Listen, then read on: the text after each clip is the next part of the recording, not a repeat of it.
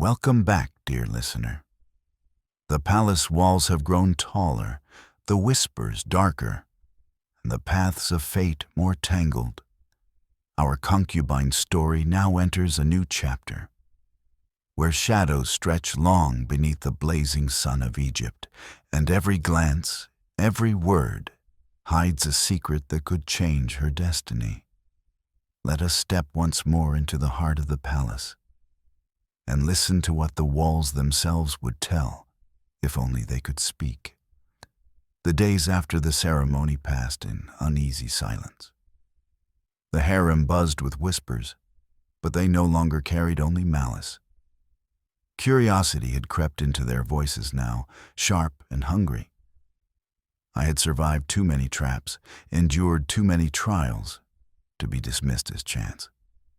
Some wondered if I was blessed by Hathor herself. Others muttered that I was cursed, for no one could attract the Pharaoh's gaze without consequence. But none of their whispers prepared me for the moment the summons came. It was evening, the sky still painted with the fading hues of sunset, when a servant entered the harem carrying a scroll sealed with the mark of the living God. His voice rang clear as he read, "The Pharaoh commands her presence." My name followed, heavy, final, like the toll of a bell. The women froze. Some gasped, others narrowed their eyes, their silks rustling like the hiss of snakes. One let out a soft laugh, brittle as glass. Another whispered, "Too soon, too soon." My knees weakened, yet my tutors rushed to my side. They bathed me in rose water, combed oils into my hair until it shone like obsidian, draped me in linen fine as mist. Around my neck they placed a collar of lapis and gold, its weight pressing into my collarbone like fate itself. My lips were painted crimson, my eyes rimmed in kohl so dark it seemed carved into my skin. When they finished, I no longer recognized myself. I was not a fisher's daughter, nor merely a concubine. I was a vessel carved for the gaze of a god. The corridors leading to the Pharaoh's private chambers were long and silent, guarded by statues taller than men, their stone eyes following me. My sandals clicked against the polished floor, each step echoing in the cavernous halls. Torches burned low, their flames swaying in unseen drafts. The air smelled of incense and cedar, heavy and intoxicating. At last, the servant halted before a great door inlaid with gold and ivory. He bowed low, then pushed it open. The chamber beyond glowed with a softer light, lamps of alabaster casting warm halos upon walls painted with stars. A pool reflected the flicker of flame, its surface still as glass. The scent of lotus drifted through the air, mingling with something deeper, sharper, power itself, made tangible. And there, reclining upon a couch of ebony and ivory, was the Pharaoh. For a heartbeat I could not move. My breath caught in my throat, my body frozen between awe and terror. He was clad in a robe of white linen, his chest gleaming with the glow of oils, the crown of the two lands resting upon his brow. The sacred serpent curled above his forehead, its eyes glinting as if alive. His presence filled the chamber as the sun fills the sky, inescapable, overwhelming. "Come forward," he said, his voice deep as the Nile at flood. My legs obeyed, though they trembled. I walked across the polished floor, each step heavier than the last, until I knelt before him, my forehead touching the cool stone. "Raise your head," he commanded. I obeyed. Our eyes met. In that moment, the world dissolved. The chamber, the torches, the pool, all vanished. There was only his gaze, dark and fathomless, holding me captive. I felt laid bare, every secret torn open, every thought revealed. My heart pounded so fiercely, I feared he could hear it. "You have endured," he said at last, his lips curving into the faintest shadow of a smile. You have not broken. I could not speak. My tongue clung to the roof of my mouth, my breath shallow. Tell me, he continued, leaning forward slightly. Are you afraid of me? The question pierced deeper than any blade. My lips parted, but no words came. My soul wrestled between truth and survival. To say yes was weakness. To say no was arrogance. At last, my voice emerged, trembling yet clear. I am in awe, my lord. And in awe, fear and devotion are the same. A silence stretched. Then, slowly he laughed, a sound low, rich, dangerous, the laugh of a god who found amusement in mortals. You may remain, he said, dismissing the servant with a flick of his hand. The doors closed behind me with a deep thud. I was alone with him. And thus began the night that would change everything. The chamber was vast, yet with the doors closed behind me, it felt smaller, as though the air itself pressed against my skin. The Pharaoh's gaze remained upon me, heavy as stone, unrelenting as the desert sun. I knelt still, afraid to move, afraid even to breathe too loudly. At last, he gestured toward the couch opposite his own. Sit. The word struck me harder than any command of my tutors. To sit before him was unthinkable, yet disobedience was unthinkable too. My body moved stiffly, lowering itself upon the edge of the couch. The linen of my gown whispered as it touched the ivory, my hands clasped tightly in my lap to still their trembling. For a long while, he did not speak. He only watched me, his fingers drumming lightly upon the armrest of his throne-like seat. The silence stretched until it felt like a weight upon my shoulders. Finally, he said, They tried to break you. I swallowed hard. Yes, my lord. And yet you are still here. I bowed my head. By your mercy. His lips curved, not quite a smile, not quite a sneer. Not by mine. By your own strength, the words struck through me. No one had ever spoken of my strength before. To the women of the harem, I was a rival. To the tutors, a pupil. To the priests, an offering. To my family, a daughter lost. Only here before the Pharaoh did I hear the word strength bound to my name. He leaned forward slightly, his eyes glinting in the lamplight. Do you know why I summoned you? My voice trembled. No, my lord. Because I wished to see if the fire in your eyes was real, or only the flicker of fear. My breath caught. He had seen me, truly seen me. Not as an ornament, not as another face in the endless sea of silks, but as something distinct, marked. I lowered my gaze again, afraid of the heat rising in my chest. I am only what you command me to be. His laugh was soft, dangerous. No, if you were only what I commanded, you would have been destroyed already. The others are what I command. You... He paused, his eyes narrowing as if trying to pierce deeper into me. You are something else. The silence that followed was heavier than words. I dared not look at him, yet I felt his eyes upon me, tracing every line of my face, every tremor of my body. Then he shifted, his tone colder. Tell me, child of the river, do you seek my favor? The question was a dagger. To say yes was to invite jealousy fiercer than any I had yet endured. To say no was to risk his wrath. My heart pounded, my throat dry. At last, I whispered, I seek only to serve with honor. His eyes lingered on me for what felt like eternity. Then slowly, he nodded. Good, he said at last. The gods despise ambition in those who are too small to hold it. But they delight in truth. He leaned back upon his couch, dismissing the weight of his words with a flick of his hand. Go. Tonight, I wished only to see your face without the noise of others. Relief surged through me, mingled with confusion. I rose slowly, bowing so deeply my forehead touched the floor. As I backed away toward the doors, I felt his gaze still upon me, burning between my shoulder blades. When the doors opened and the cool night air rushed in, I almost collapsed. My legs were weak, my breath uneven. My heart thundered as though it had carried me through a battlefield. Yet beneath the fear, beneath the trembling, there was something else.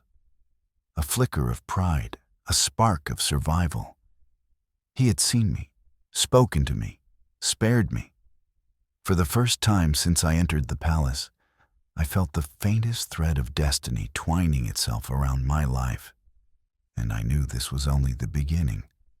I thought perhaps that first summons would be the last, that he had looked, spoken, and dismissed me, satisfied that I was no more than another flower in his garden. But the gods, it seemed, had other plans. 2 nights later, as the moon rose pale and distant above Thebes, the servant returned. His voice echoed in the harem once more. The Pharaoh commands her presence. My name followed like thunder rolling through a silent sky. This time, no gasps, only silence. The women had grown too careful to show their anger openly. But their eyes, sharp, glimmering, venomous, followed me as I was prepared. They said nothing, yet I heard their thoughts. Why her? Why again? The corridors to his chambers felt colder that night. The torches hissed in the drafts, shadows stretching long and jagged across the walls. My sandals whispered on the stone, each step echoing louder than my heartbeat. When the great doors opened, I entered a chamber darker than before, lit only by a few lamps. The pool reflected the faint light, a mirror of stars upon water. He was there, seated upright this time, not reclining. His crown rested upon a nearby table, his robe plainer, but his presence no less overwhelming. "Come closer," he said. I obeyed, kneeling until the cool marble kissed my forehead. "Rise," he commanded, and when I did, his eyes studied me long and unblinking. "You did not falter," he said. His tone was even, yet each word struck like a hammer. "Not with the wine, not with the figs, not with the false hymns." Why? My lips trembled. "Because I have nothing but myself to hold, my lord, and I will not let them take that from me." For the first time, a shadow of a smile touched his mouth. He leaned back, his hands resting upon his knees. "Truth again. I see why they fear you, fear me." The thought startled me. The women of the harem despised me, yes, envied me, yes, but feared me? I was still a girl, untrained, a daughter of fishermen thrown among queens. And yet, hearing the Pharaoh speak the word, I felt it settle within me like a seed waiting to bloom. He lifted a goblet from the table, filled with wine as dark as blood. "Drink," he said, holding it toward me. My heart stuttered. The figs returned to my memory, the poisoned sweetness, the women's laughter. Was this another test? Would I die here before him, my lips stained red? My hands shook as I took the goblet. I raised it slowly, the scent of spiced wine filling my senses. His eyes never left me. I drank. The liquid was warm, rich, bitter, and sweet at once. It slid down my throat like fire. I set the goblet back upon the table, bowing my head to hide my trembling. He nodded once, satisfied. "Good. You trust me I dared to lift my eyes. I must, my lord. For if I cannot trust the sun, how can I live in its light?" For a heartbeat, silence. Then he laughed softly, the sound low, dangerous, but not unkind. "Clever child." He rose then, and for the first time, I saw him not from the distance of a throne, but standing close, his shadow stretching over me. He circled slowly, his steps deliberate, his gaze measuring. My skin prickled beneath the weight of his presence. "You have survived the harem," he said, "but the palace is larger than silk and perfume. There are other traps, sharper, deadlier. If you remain, you will walk among them. Are you strong enough?" I lowered my gaze, yet my voice steadied. "I do not know, but I will not bend easily." He stopped before me. His hand, heavy with rings of gold, lifted my chin until my eyes met his once more. "We shall see," he said simply. Then with a gesture, he dismissed me. The doors opened and cool air swept into the chamber. As I stepped back into the corridor, my knees nearly buckled, yet a strange fire burned within me.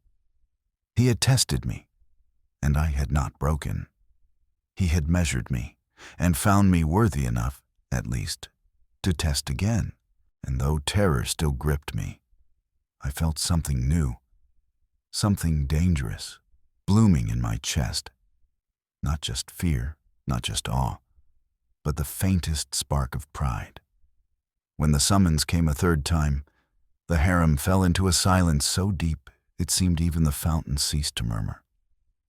By then, none dared laugh. None dared whisper openly. Their eyes told the story, anger sharpened to steel, envy edged into dread. I had survived too much for them to dismiss me as luck. The servants prepared me in silence. They painted my eyes with kohl until they seemed larger, darker. They anointed my wrists with blue lotus oil, whose fragrance lingered like dreams. Linen finer than spider's silk draped over me, white and pure, belted with a band of gold. My hair was bound in braids, threads of lapis woven through like fragments of sky. When I looked in the polished bronze mirror, I did not see the fisher's daughter. I saw a figure the palace had carved, a vessel of beauty, a shadow shaped by destiny. The corridors to his chamber were dimmer than before. The torches hissed low, their light flickering weakly, as though afraid to intrude upon what waited beyond. When the great doors opened, the chamber glowed with a softer, golden light. The pool was still, the air heavy with incense. This time, the Pharaoh stood waiting. He was dressed not in the crown of the two lands, but in a plain robe of linen, his chest gleaming with oil, his arms heavy with golden bangles. Yet even without the symbols of rule, he was no less a god. His presence filled the chamber. The very air seemed to bend around him. "Come," he said. His voice was quiet, yet it carried to every corner of the room. I walked forward, kneeling as I had before. "Rise," he commanded. "Tonight, we will not speak as master and concubine. Tonight, I would know if you can listen as more than an ornament." My heart thudded. More than an ornament? I dared not hope. He gestured toward the pool. We sat opposite each other, the water between us reflecting the lamps like scattered stars. He poured wine into 2 cups of alabaster, setting one before me. "There are snakes in this palace," he said, his eyes fixed on the water. "Not only among the women you live with, but among the priests, the scribes, the generals. Each one smiles, each one bows, yet each dreams of power. They think me blind." His words chilled me. To hear the Pharaoh speak so openly was to step into a storm. "You have no allies," he continued. "That is your strength. No one whispers in your ear. No one feeds you poison disguised as counsel. You are unshaped, untouched by their claws." His gaze lifted then, locking onto mine. "Tell me, child of the Nile, would you remain so? Or will you become like them once you learn how sharp ambition can be?" I trembled. "I do not seek power, my lord." Only to serve, he tilted his head, studying me. And yet, power may seek you. The silence that followed was suffocating. My cup trembled in my hands. I dared not drink. At last, he leaned back, his eyes narrowing. They will strike again. Not only those who share your chamber, but those who share my throne. You will see it. You will feel it. If you survive, perhaps you will stand not only as one of many, but as one of the few. His words settled upon me like chains and wings, a burden and a promise. Finally, he rose, his figure towering against the lamplight. Go now. Dream of the river that bore you. You will need its strength again soon. The doors opened behind me. I bowed low, retreating, my pulse wild, my breath shallow. As I walked back through the corridors, the meaning of his words burned into me.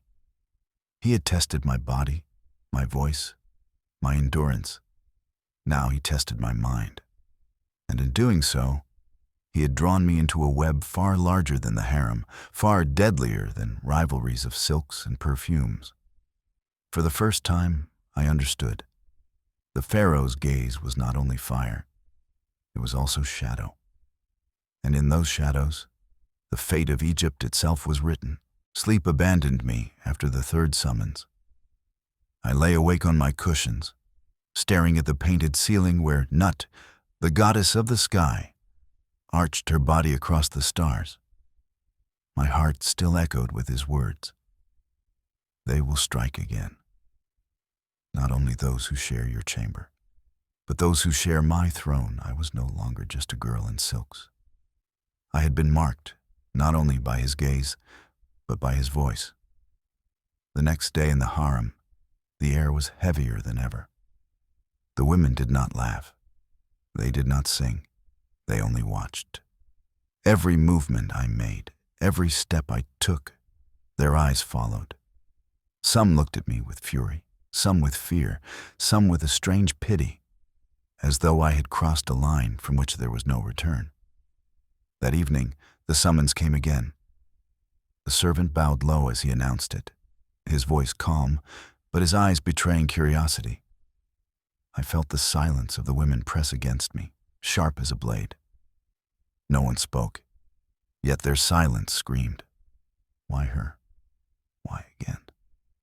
The corridors felt longer that night, the torches dimmer, the shadows deeper.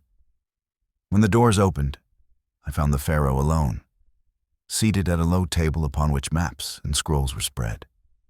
He looked up, his eyes glinting in the lamplight. Come, he said. I knelt, bowing low. Rise, he commanded, and when I obeyed, he gestured toward the table. Look. I stepped closer, my eyes widening. Upon the table were maps of the Nile, the borders of Egypt, markings of temples, garrisons, and trade routes. My breath caught. These were not meant for the eyes of concubines. He studied me as I looked, as though weighing not only my gaze, but my very soul. Do you understand what you see? I shook my head, whispering, No, my lord. I am not taught in such matters good, he said softly. Then you will not be clouded by the lies of priests and generals. You will see only what is before you. He pointed to a mark upon the map, a temple at the edge of the desert. They say the priests here plot against me. They spread whispers. They stir doubts. My spies bring conflicting tales. I wish to know if their offerings to the gods are sincere, or if their mouths serve another master. I trembled. But, my lord, how could I know such things? His eyes narrowed, sharp and unyielding. Because they will not fear you. You are no soldier, no priest, no noble with power. You are a shadow, a whisper, a girl plucked from the river. They will speak freely before you. And what they reveal, you will bring to me. My knees weakened. You would send me beyond the palace? Do you fear it? Yes, I admitted, my voice shaking. But I will go, if you command it." For a long while, he said nothing. He only watched me, his eyes dark and unreadable. Then, slowly, he reached forward, his hand brushing the beads of my necklace. The humble gift of my mother, the only piece of my old life I still carried. "Hold fast to this," he said quietly. "It will remind you who you were and who you must become." He drew back, his voice rising again with command. "You will leave at dawn. Speak little. Listen much. Return with truth." Not fear, I bowed so deeply, my forehead pressed to the floor. My heart thundered with terror, yet beneath it, something stirred. Pride, fragile and dangerous. When I returned to the harem, the women rose to their feet, their silks rustling like a sudden storm. Their eyes pierced me, their silence heavy with suspicion. They knew something had changed. I was no longer just a rival for his gaze.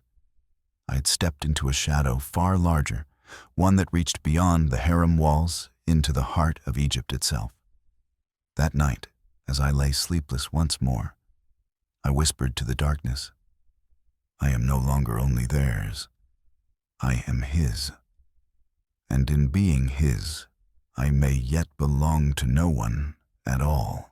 At dawn, the harem still slept. Its corridors hushed, its pools shrouded in mist. I was woken not by the familiar whispers of concubines, but by the stern voices of guards.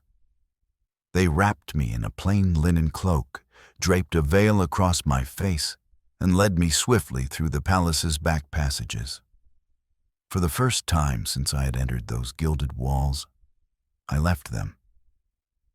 Not as a daughter of the Nile returning home, but as a shadow sent into the desert. The air outside struck me with its freedom. The scent of dust and river mingled in my breath, the cry of birds echoed over the Nile, and the city of Thebes stretched wide before me, vibrant and alive. I wanted to drink it all in. The bustle of merchants, the cries of fishermen, the laughter of children. But the guards moved quickly, their silence forbidding me even the comfort of awe.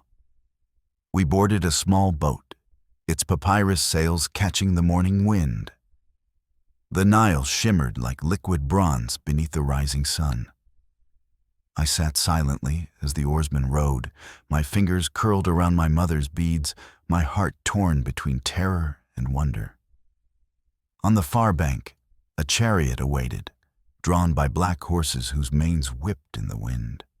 I was lifted into it, and the desert opened before us, an ocean of sand, endless, merciless.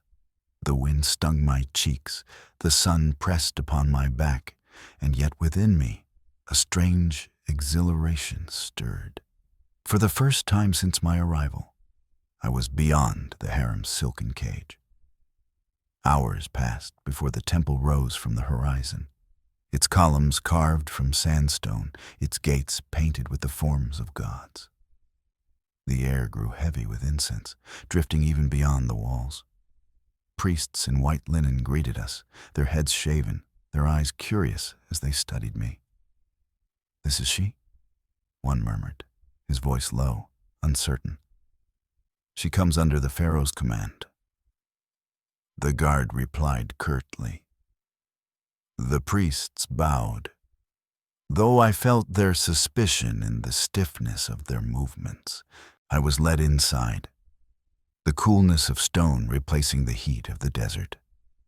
Statues towered above me, their faces serene, their hands holding staffs of power. Offerings of bread, wine, and flowers lined the altars, their fragrance cloying in the still air. The high priest approached, his gaze sharp as obsidian. "Welcome, child," he said smoothly. "The Pharaoh sends many eyes, though not always so young." His smile curved, unreadable. I bowed low, my voice trembling. "I am here to serve in prayer and devotion." "Of course," he replied, his tone soft but laced with something darker. "Here, I'll serve." But tell me, what do your eyes see? The question startled me. My eyes flicked around the chamber. To the offerings, to the priests kneeling in devotion, to the scribes recording hymns. It all seemed proper, holy. Yet beneath the surface, I sensed unease. Too many eyes darted toward one another. Too many whispers lingered behind ritual words. I see faith, I answered carefully. And shadows. The high priest's smile deepened. Shadows always follow light. That night, they gave me a chamber within the temple. The walls were bare, the bed hard, the air heavy with the smoke of incense. I lay awake, staring at the ceiling, listening to the distant chants of priests. Doubt gnawed at me. What had I truly seen? What truth could I bring back to him? Yet when I closed my eyes, I saw the Pharaoh's face, stern and unyielding, and heard his command. Return with truth, not fear. I clutched my beads and whispered to the gods, guide me, for if I fail him, I am already dead. The dawn in the temple was not the dawn of the harem. There were no silks rustling like reeds in the wind, no laughter hidden in perfume, no jeweled hands tugging at veils in rivalry. Instead, there was stone, cold, ancient, unyielding. The sound of sandals upon the floor echoed like the beating of drums in a tomb. The smell of incense clung heavy to the air, its sweetness suffocating, as though the gods themselves demanded each breath be an offering. I rose from the narrow bed, my body aching from its hardness. The walls of my chamber were bare, save for a faded carving of the goddess Maat. Her feather poised upon the scales. Her gaze seemed to weigh me as I fastened my plain linen cloak. For the first time since the harem, I felt stripped of ornament, stripped of mask. Only the beads of my mother remained at my throat, a fragile tether to the girl I once was. Outside, the temple stirred with ritual. Priests moved like shadows across the courtyard, their heads shaven, their robes white and spotless. Their voices wove together in low chants, the sound rising and falling like the tide. Statues towered above them, falcons, jackals, lions, each one frozen in stone serenity, their eyes fixed upon the horizon. I walked among them silently, unremarked yet not unseen. Whispers followed me, faint as wind through papyrus reeds. Why has she come? The Pharaoh sends eyes too young, or perhaps too clever. Their words brushed against my skin, yet I dared not answer. Instead, I lowered my gaze, moving where they guided me, into the great hall of offerings. The hall was vast, its columns carved with scenes of gods and kings. The floor gleamed with polished stone, reflecting the flicker of bronze lamps. At the center stood the high altar, where offerings of bread, honey, and flowers lay piled. The air trembled with the murmurs of prayer. The high priest awaited me there. His eyes gleamed sharp as obsidian, his smile smooth as flowing oil. "You rise early," he said, his voice soft yet carrying.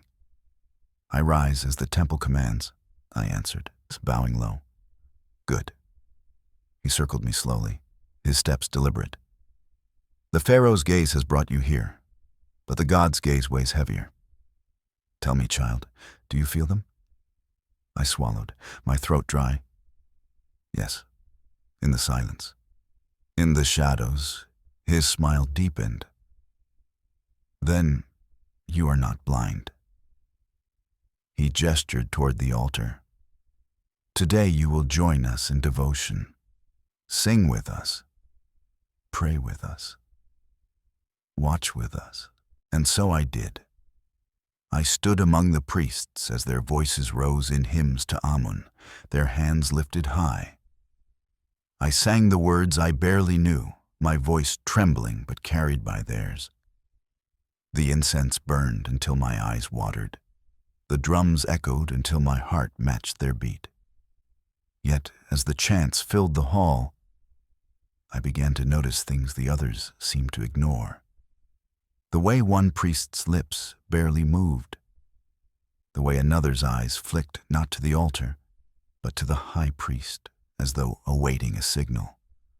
When the offerings were lifted, I saw one cup passed hand to hand, never reaching the altar at all. My skin prickled. These were not acts of devotion. They were gestures coded, secret, hidden beneath the veil of ritual. Later, when the rites ended and the hall emptied, I lingered near the columns, pretending to study the carvings. The priests' voices drifted in from an antechamber. The Pharaoh grows weak. His gaze is upon other pleasures.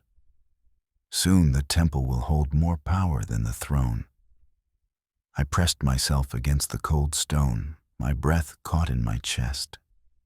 Their whispers slithered through the air like serpents, each word a venom meant for the heart of Egypt itself. I had found the truth the Pharaoh sought, but to carry it back to him was to carry fire cupped in my hands. One slip, and it would burn me first. That night, alone in my chamber, I lay awake listening to the temple's silence. The gods carved upon the walls seemed to lean closer, their stone eyes heavy upon me. I clutched my beads, whispering to my mother's memory. What have I become? That I walk among priests as a spy? What have I become? That I carry the Pharaoh's trust like a dagger at my side? No answer came. Only the endless hum of the temple, the heartbeat of whispers hidden within its stone. And so I understood. The harem had been only the beginning. Here in the house of the gods, the true shadows of Egypt moved.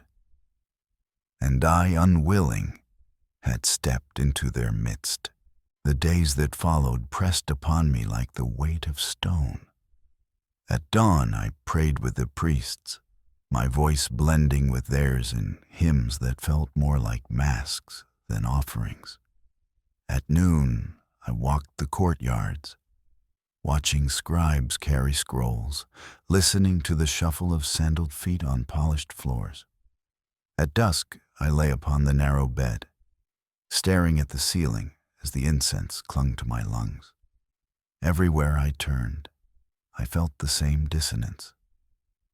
The rituals were performed with precision, yet behind each gesture lingered something hollow. Their lips moved in prayer, but their eyes darted to one another, calculating, waiting. One evening, as the sun bled into the horizon and the temple bells called the priests to the inner sanctum, I slipped into a corridor lined with tall statues of falcons. Their stone wings arched above me, casting deep shadows across the walls. From beyond the carved doorway at the corridor's end, voices rose, low at first, then sharper, urgent. I pressed myself against the wall, my heart pounding. The Pharaoh squanders Egypt's strength, one voice said, harsh with contempt. While the treasury empties for his feasts, another added. A third voice, lower, steadier, cut through the others. The people will listen to us, not to him. Already they bow to the gods before they bow to the throne. If we move now, the Nile itself will rise with us. Silence followed, heavy as thunder. Then the high priest's voice, calm and sharp as a blade. Not yet. The throne still has eyes everywhere. But soon the living God will fall, and the temple will reign eternal. My blood froze. Their words clung to me like ice, each syllable a dagger pressed against the Pharaoh's heart. I dared not breathe. The statues above seemed to lean closer, their falcon eyes burning into me as though to ask, will you speak, or will you be silent? At last, The voices faded. Sandals scraped across the stone as the priests departed. I pressed deeper into the shadows, holding my breath until the last sound dissolved into silence. When I finally stumbled back to my chamber, my hands shook so badly I could scarcely lift the water jar to my lips. I drank, the coolness spilling down my throat. But it did not wash away the taste of fear. I had heard enough. The Pharaoh had not been wrong.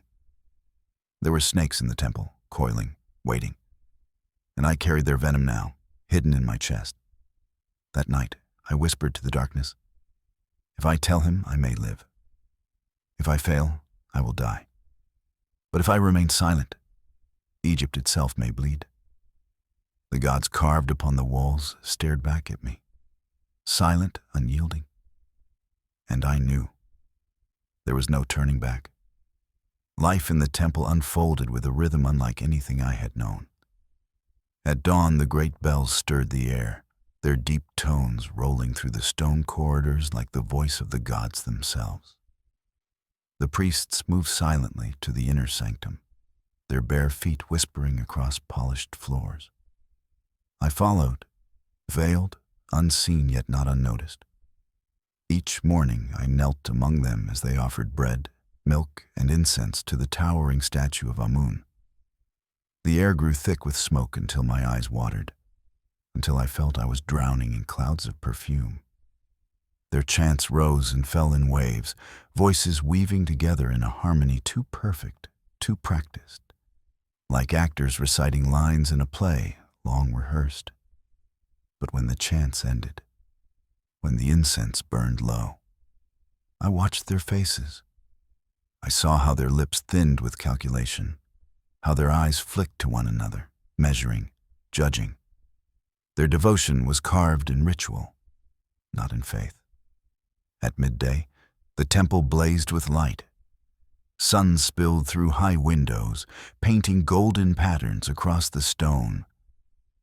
I walked the courtyards where scribes bent over papyrus scrolls, their reeds scratching like insects. They recorded hymns, tallied offerings, inscribed the names of donors upon clay tablets. Their hands never ceased, yet their whispers did. I passed near them and heard fragments. The throne weakens. Grain flows more swiftly to the temple than to the crown. The people will follow whoever feeds them. I kept my head lowered, pretending not to hear. But every word struck me like the tolling of a hidden bell. Evenings were the hardest. As the sun bled into the horizon, the priests lit hundreds of lamps, their flames flickering like captive stars. The walls seemed to breathe with shadows, the gods painted upon them, watching with cold, unblinking eyes. Hymns to Osiris and Hathor filled the air.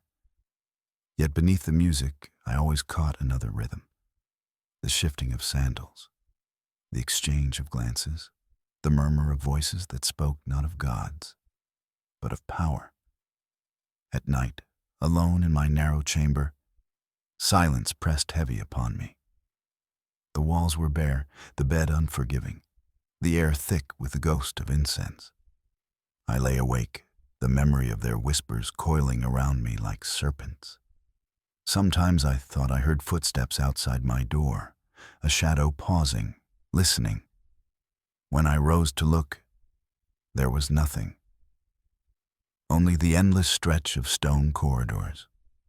One night, unable to bear the weight of silence, I crept into the courtyard. The moon floated above the temple, pale and watchful, its light spilling across the reflecting pool. The statues loomed like guardians of another world. I knelt by the water, clutching the beads at my throat, and whispered, "Mother, can you hear me? I walk among gods and liars, and I no longer know which is which." The water rippled softly, carrying no answer but its own silence. And yet, even in fear, even in loneliness, I felt myself changing. The fisher's daughter, who once trembled in silks, was fading. In her place, another figure was forming, one who listened more than she spoke, who saw what others tried to hide, who carried secrets in silence like daggers hidden beneath cloth. The temple slept in silence that night, or so it seemed. The lamps in the courtyards had been extinguished. The chants faded, the priests vanished into their cells. Only the moon remained, silver and cold, spilling her light across the columns. I should have been in my chamber. But something, an unease in the air, a heaviness in my chest, drew me into the corridors. I walked barefoot, my linen cloak brushing against the stone, my steps muffled by the silence. The statues lining the hall seemed taller in the moonlight, their faces harder, their shadows deeper. The air smelled not of incense, but of dust and secrecy. As I passed the great hall, faint voices reached me. They came from the chamber beyond, where the priests usually gathered only at dawn. Tonight, their tones were hushed, urgent, sharp. I pressed myself against the wall, slipping into the shadows between two massive statues of jackals. My heart hammered so loudly, I feared they might hear it. The people grow restless, one voice murmured. They starve while the Pharaoh feasts, another answered. Each festival drains the treasury, each banquet fattens only the harem. A third voice, calm and commanding, the high priest. Then we must turn their hunger into fire. The Nile feeds the land, but the temple will feed their hearts.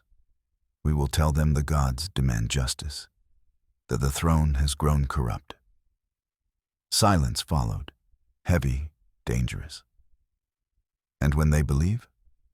A younger priest asked. Then we strike, the high priest replied.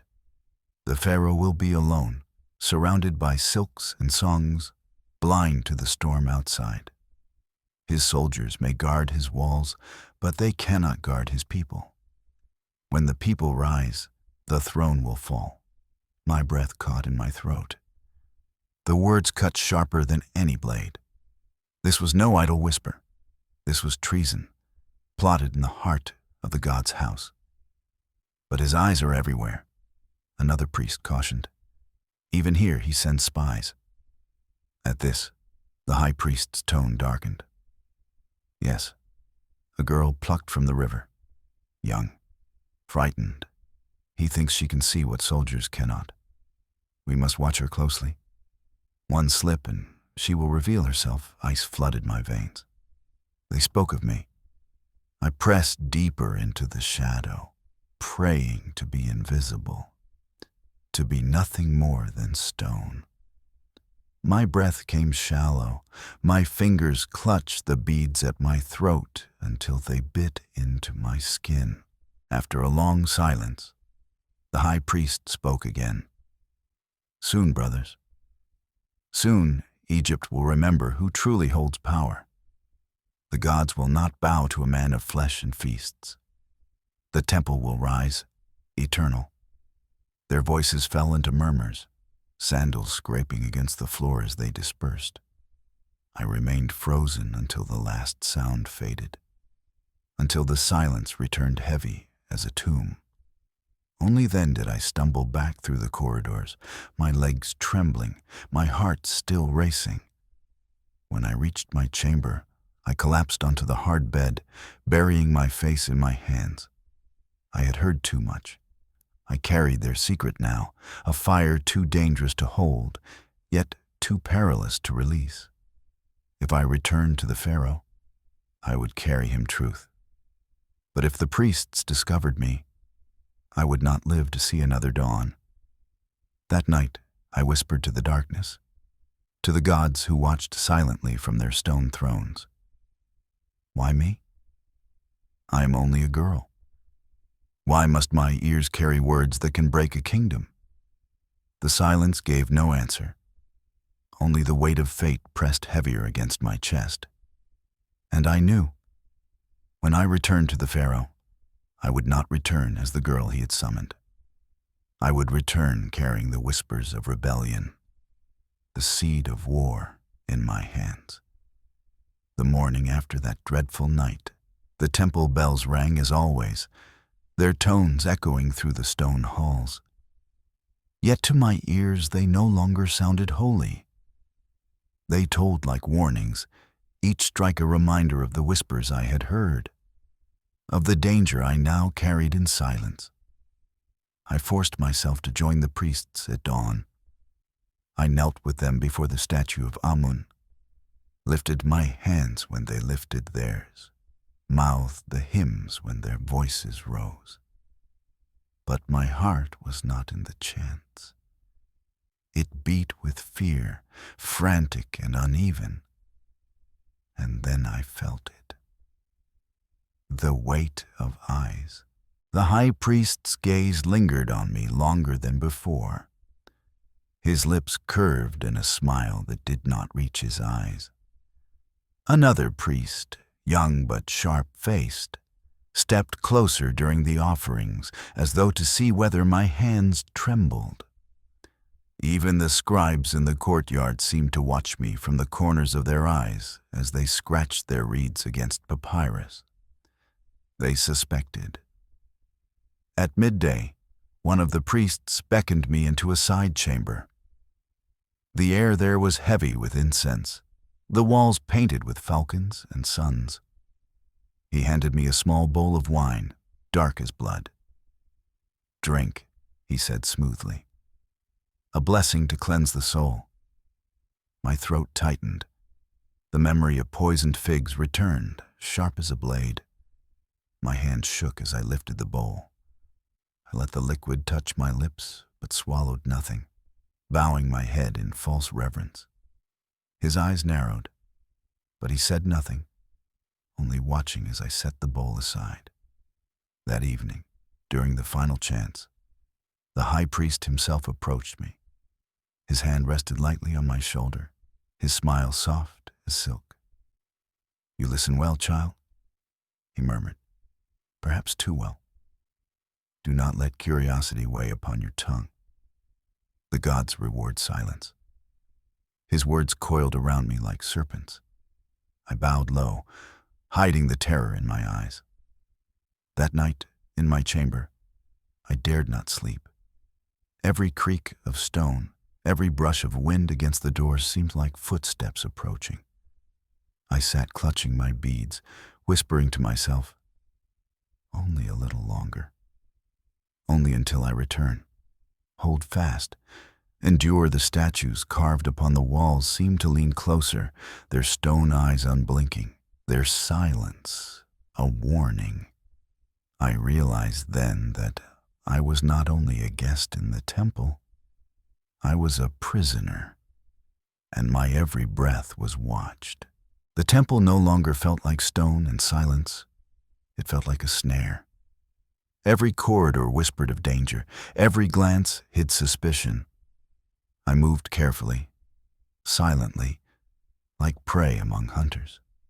Yet no matter how lightly I stepped, I felt their eyes on my back. One night, after the final hymns, I lingered in the courtyard, seeking solace in the pale glow of the moon. The reflecting pool shimmered with silver light, but even its calm waters seemed restless beneath my gaze. I knelt, clutching my beads, whispering to the Nile that was far beyond these walls. Behind me, a sandal scraped against stone. I froze. Slowly, I turned. A priest stood in the shadows between the columns. His robe hung loose, his head shaven, his eyes gleaming like coals in the half-light. He did not speak at first, only studied me, as though weighing my very breath. At last, he stepped forward. His voice was low, sharp, coiled with menace. "You walk often at night. Too often. What do you hope to hear when the temple sleeps?" My lips parted, but no sound came. My heart pounded against my ribs like a drum. He circled me slowly, his sandals whispering across the stone. The Pharaoh thinks you are his eyes. But eyes can be plucked out. My knees weakened. I lowered my head, whispering, I seek nothing but to serve the gods. He stopped before me, so close I could smell the bitter smoke of incense clinging to his skin. His hand lifted, brushing a strand of hair from my veil. His smile was thin, cruel. Then serve them with silence. Speak nothing of what you see. For the gods guard their secrets, and so do we. He withdrew, his footsteps fading into the shadows.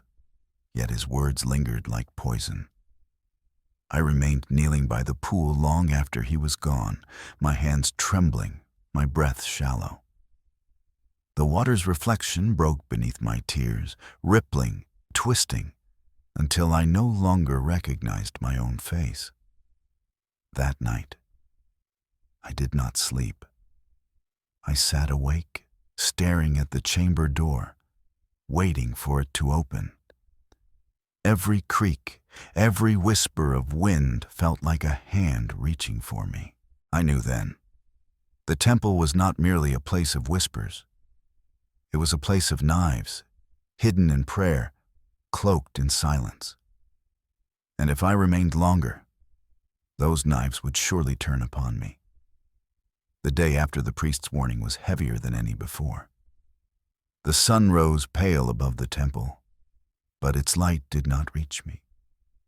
Each step I took through the courtyards felt measured. Each glance I received sharper, as though the walls themselves had turned against me. At the morning rites, I knelt among the priests, lifting my hands in time with theirs. Yet my heart raced with fear. Every chant was a veil, every silence a trap. I dared not meet their eyes, afraid of what I might see, or what they might see in mine. At midday, I slipped into the library chamber, where rows of scrolls lined the shelves like sleeping serpents. I pretended to study them, but my ears strained for whispers, and I heard them. She listens too closely. The Pharaoh trusts her. If she returns, he will know. The words chilled me. They did not plan only whispers now. They planned to silence me. That night, when the temple bells tolled and the priests retreated to their cells, I sat in my chamber, clutching the beads at my throat. My breath came shallow, my heart pounded. I whispered into the silence, if I remain, I will not live to see another dawn. I must return. I must, but how? The temple was guarded, its gates sealed by night, its priests ever watchful. A single misstep would end with my body hidden beneath desert sands, my name erased before it was ever written. I thought of the Pharaoh's words. Return with truth, not fear.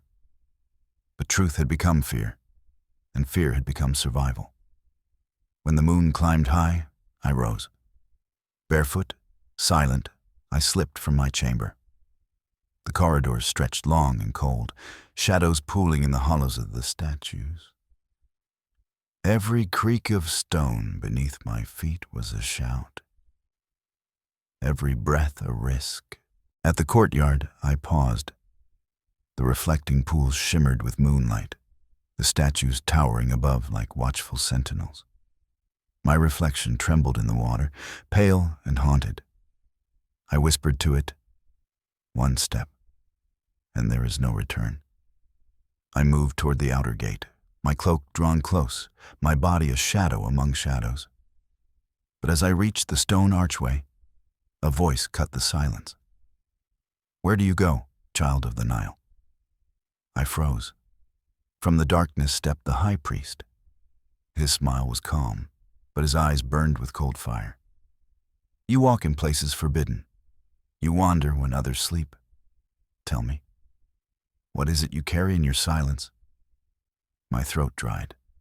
Words clung to me like stones. I bowed low, my voice trembling. Only prayers, Holy One. He circled me slowly, like a jackal scenting prey. Prayers can be sharp, Prayers can be dangerous.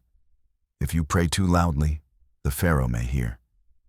His hand brushed my shoulder, heavy, possessive. And if he hears, the gods may silence you. I dared not move. I dared not breathe. At last, he withdrew, his smile returning. Go back to your chamber. Sleep.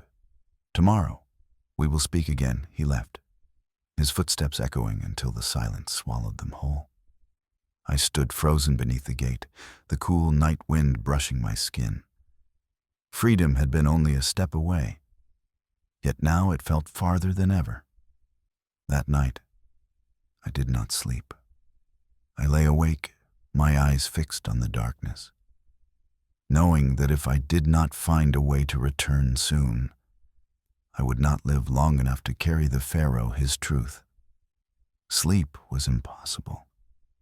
The chamber walls pressed in upon me, the air thick with the ghost of the high priest's voice. Tomorrow, we will speak again. I knew what that meant. Tomorrow there would be no more warnings. Tomorrow they would strip me bare, search my silence, and find the Pharaoh's secret burning within it. When the temple bells tolled midnight, I rose. My body trembled, but my mind had already chosen. If I remained, I would not see another dawn. I wrapped my plain cloak tight around me, pressed my beads to my lips, and whispered, "Mother, guide me. Nile, carry me." The corridors were darker than I had ever seen them. The torches had burned low, their flames gasping, their shadows stretching like fingers. I moved quickly but silently, barefoot upon the cold stone. Every step echoed in my chest like thunder. From distant chambers, I heard the murmurs of priests in restless sleep, the scrape of sandals from patrolling guards. I pressed myself against walls, slid behind statues, waited until the footsteps passed. My heart hammered, but I did not falter. At last, the outer courtyard opened before me. The moon cast her silver light across the reflecting pool, the gods carved in stone looming above as though to judge me. Their faces seemed sterner than ever, their eyes colder, as if they knew I carried treachery in my chest. The great gate rose beyond the pool, sealed by iron bars, guarded by 2 statues of falcons taller than men. I knew the locks could not be broken, not by my hands. But I had watched, I had listened. At dusk, when the priests brought offerings from the city, a smaller door had opened at the base of the wall. A servant's path, narrow and hidden. I hurried to it, my breath sharp, my pulse wild. The wooden door was bound with rope, sealed with clay. My fingers fumbled, tearing at the knots, scraping at the clay until my nails bled. The rope gave way at last, the door groaning softly as it yielded. But behind me, footsteps. Who walks there? A voice, harsh, commanding. I slipped through the door, pulling it shut just as the light of a torch flared behind me. I pressed myself against the outer wall, my breath ragged, my body trembling. The guard's footsteps approached, then paused. Silence. At last they receded. I ran. The desert wind tore at my cloak, the sand cold beneath my feet. The stars blazed overhead, brighter than I had ever seen them, their light guiding me toward the river. My lungs burned, my legs ached, but I did not stop. Behind me, the temple loomed, its towers black against the sky, its silence heavier than stone. By dawn, I reached the Nile. Its waters shimmered in the pale light, endless, eternal. I fell to my knees on the bank, plunging my hands into its current, letting it wash the dust and fear from my skin. Tears blurred my vision, but the river carried them away. I had escaped, but the whispers of the temple clung to me still, their voices plotting rebellion, their eyes burning with suspicion. I carried their secret now, heavy as iron, and I knew that when I returned to the Pharaoh, my life would never again be my own. The Nile stretched before me like a ribbon of life, dark and glimmering beneath the fading stars. Its current whispered against the reeds, soft and steady, as though it had been waiting for me all along. I sank to my knees on the muddy bank, pressing my trembling hands into its cool water. The river kissed my skin, carried away the dust of the desert, the smoke of incense, the taste of fear. But there was no time to linger. Behind me, the temple loomed in silence. Yet I knew silence did not mean safety. Even now, they might have discovered my empty chamber. Even now, priests could be searching, torches in hand, ready to follow the trail of my footsteps across the sand. I rose and scanned the riverbank. A small fishing boat lay tied among the reeds, its nets piled within, its sail folded like a sleeping bird. I glanced toward the horizon. No fishermen in sight. With trembling fingers, I untied the rope, whispering, "Forgive me," to the absent owner.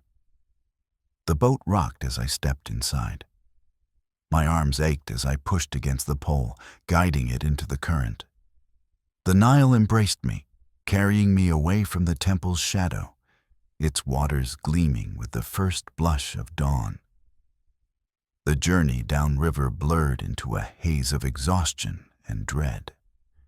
Each bend in the river revealed new stretches of reeds, new flocks of birds rising in startled flight. Sometimes I thought I heard voices on the wind, shouts carried from the desert, pursuers perhaps, or only the ghosts of my fear. Each time my hands gripped the pole tighter, urging the boat faster, though my body screamed for rest. When the sun climbed higher, its golden light spilling across the water, I dared to breathe more deeply. The city's outlines shimmered in the distance. Thebes, proud and sprawling, its temples and towers glinting beneath the sky. My heart surged with relief, yet fear clung to me still.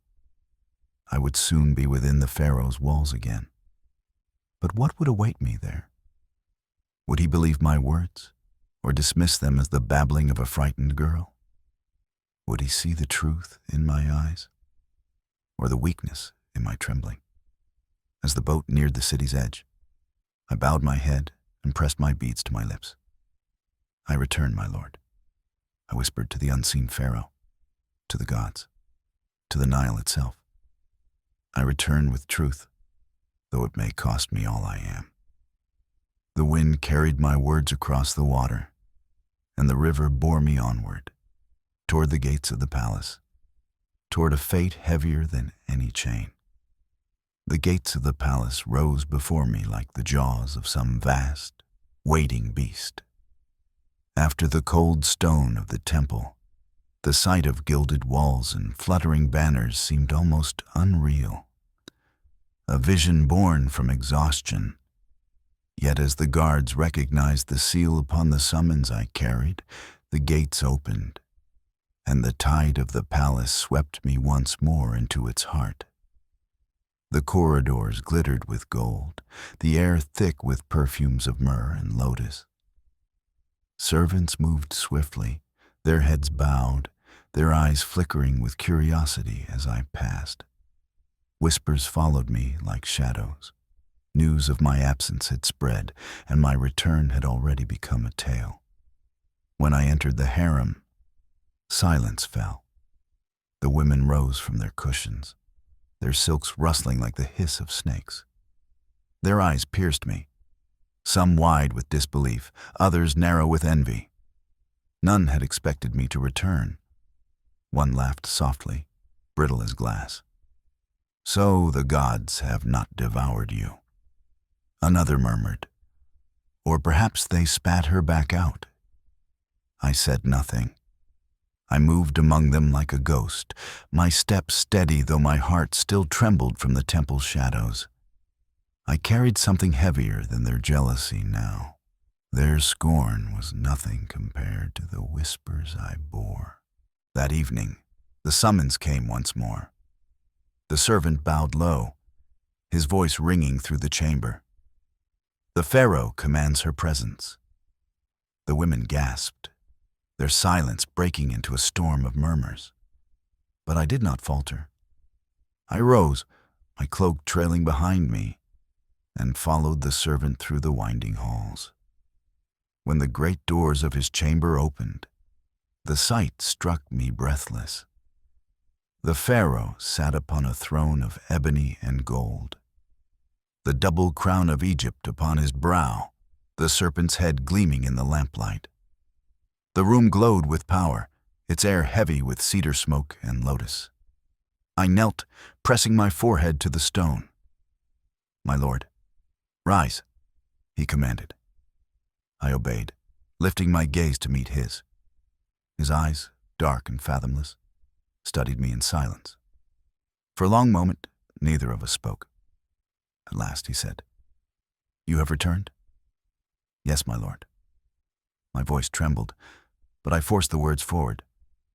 "I bring you truth."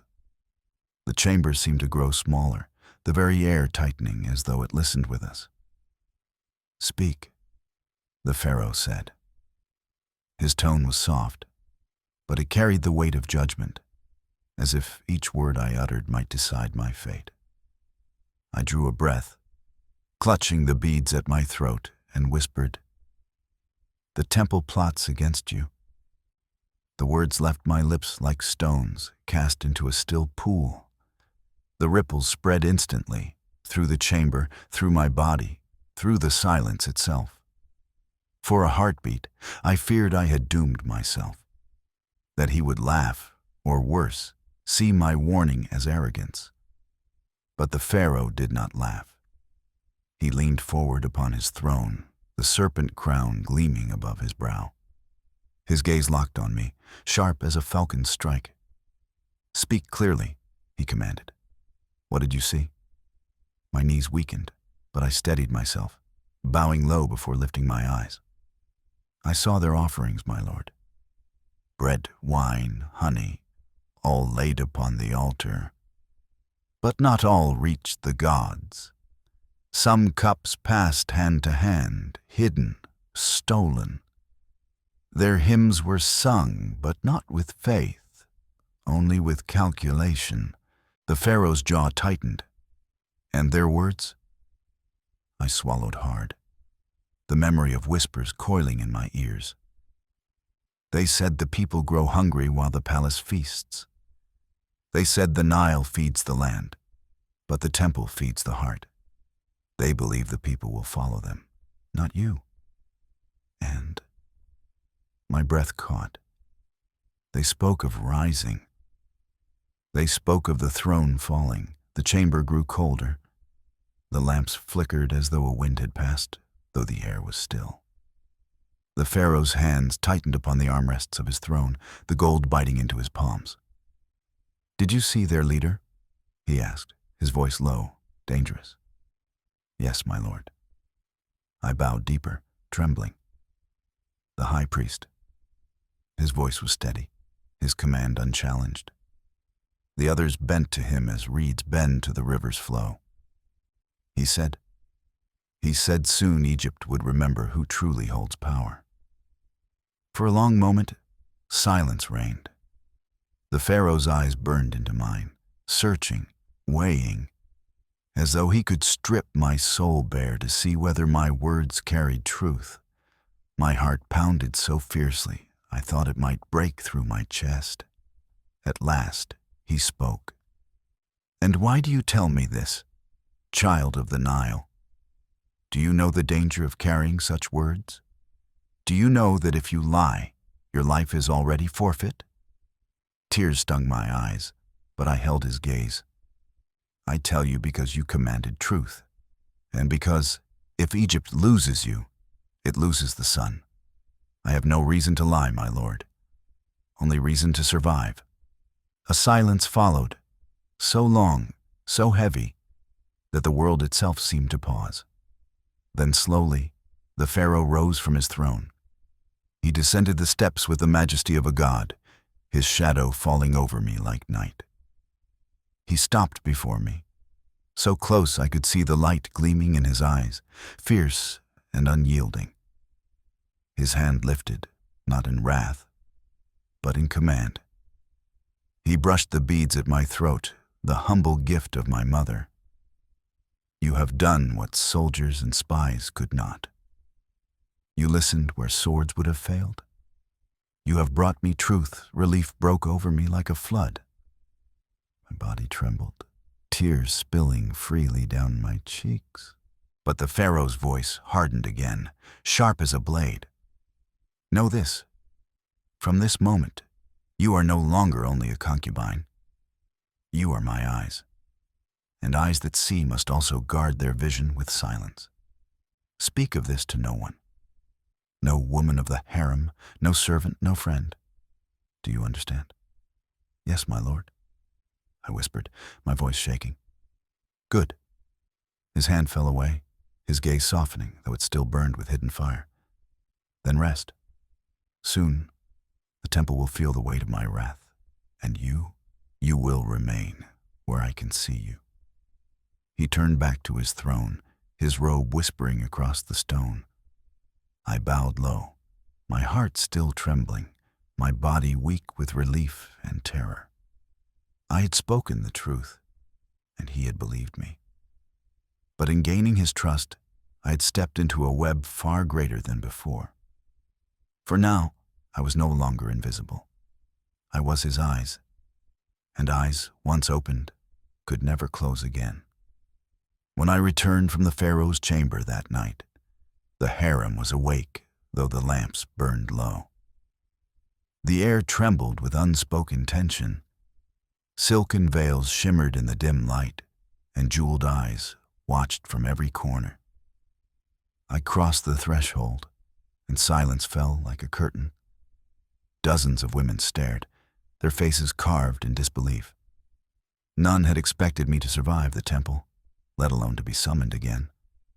One woman, her lips painted crimson, let out a brittle laugh. So, the little river girl returns, still breathing.